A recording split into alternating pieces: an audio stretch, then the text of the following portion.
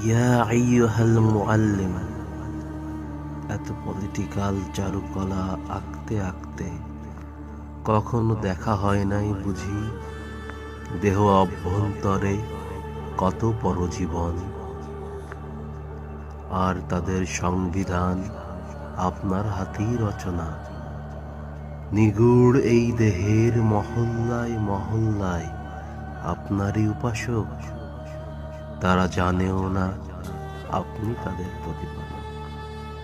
আপনার জন্যই তারা বাঁচে মরে, বহিরাগত শত্রুদের বিরুদ্ধে করে জিহাদ ঘোষণা।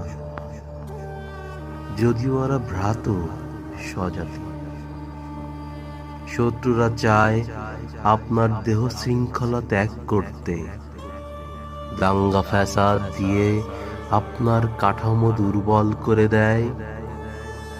ওরা কি তা হতে দিতে পারে? প্রতিপালকের শরীরে একটি আঁচড়ও কাটতে দিবে না। ইয়া আইয়ুহাল মুআল্লিম, আপনিও কি পরজীবী? তাই চেনা হয়ে ওঠেনি কে আপনার প্রতিপালক।